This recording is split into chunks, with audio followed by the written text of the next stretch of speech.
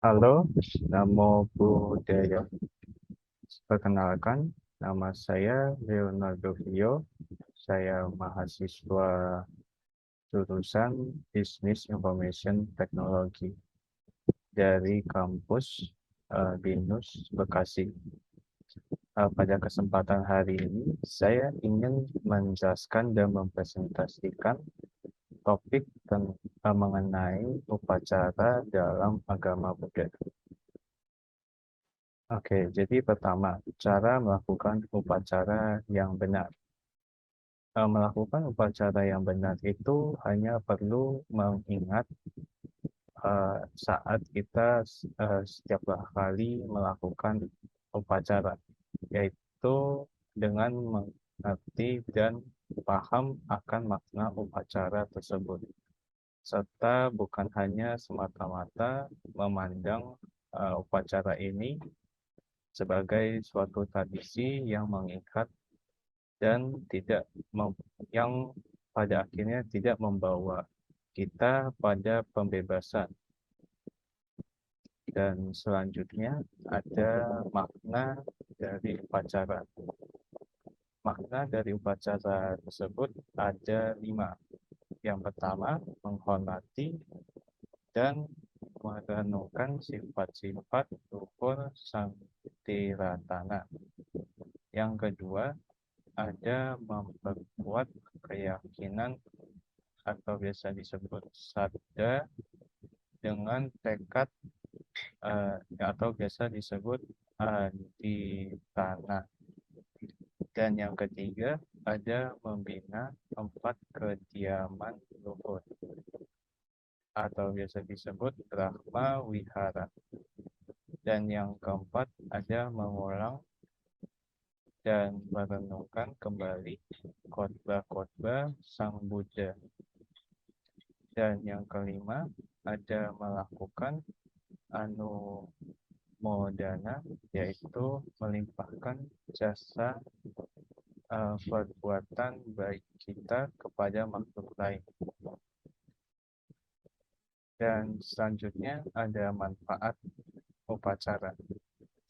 Ya, ada 6, yaitu sadda atau artinya biasa disebut keyakinan dan bakti akan tumbuh berkembang.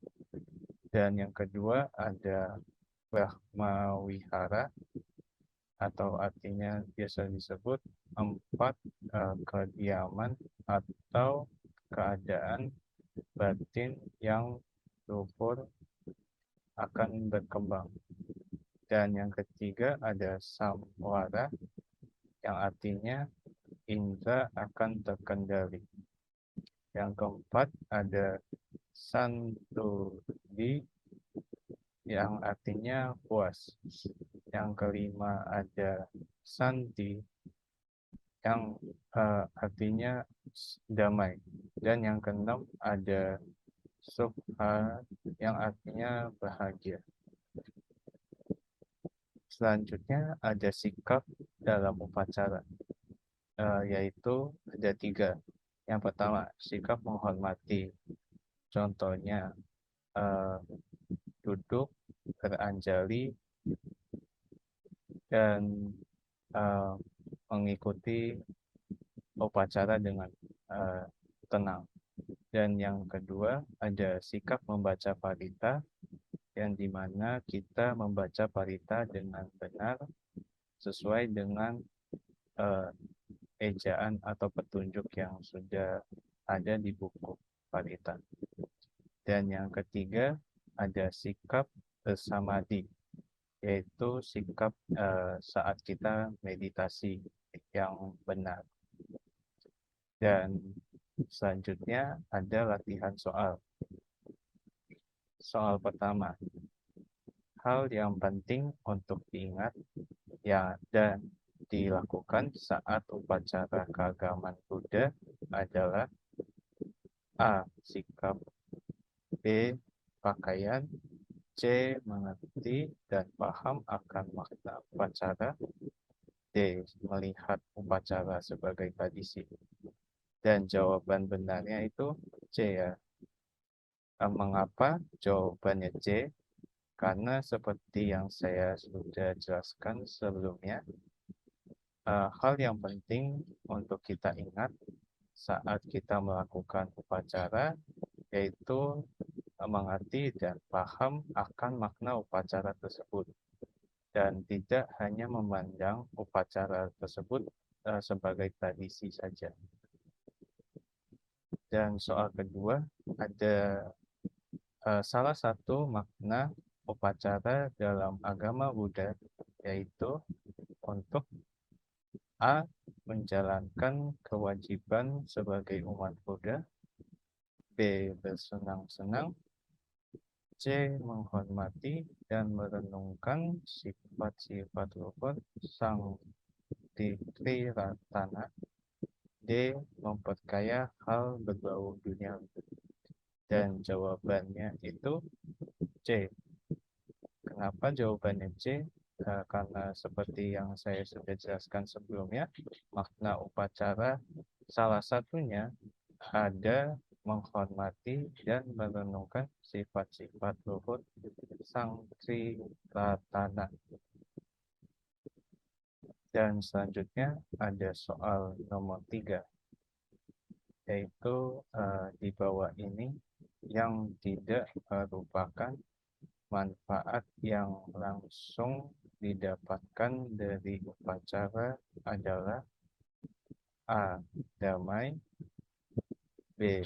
Kekayaan, C. Bahagia, D. Indra akan terkendali, dan jawaban yang benar adalah B. Kenapa jawabannya B? Perlu diperhatikan kembali. Pada pertanyaan itu dijelaskan bahwa yang tidak merupakan manfaat yang langsung didapatkan dari upacara, berarti yang tidak termaksud dari manfaat upacara itu sendiri, yang dimana A. Damai, C. Bahagia, dan D. Indra akan terkendali merupakan manfaat yang langsung didapatkan dari upacara, sedangkan B. Kekayaan bukan termasuk manfaat yang langsung didapatkan dari upacara tersebut. Selanjutnya ada soal nomor 4. Arti dari samwara adalah A. Damai, B. Adil, C. Bahagia, dan D. Indra akan terkendali. Dan jawaban yang benar adalah D.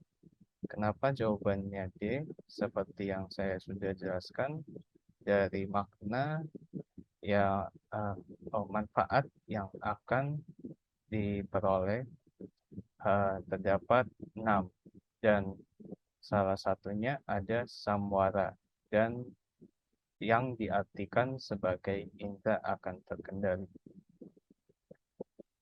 Selanjutnya, soal nomor 5. Di bawah ini yang tidak merupakan sikap yang patut diperhatikan dalam melakukan upacara adalah A. Sikap menghormat, B. Sikap membaca parita, C. Sikap bersamadi, dan D. Sikap serakah. Dan jawabannya adalah D. Sikap serakah. Kenapa jawabannya D?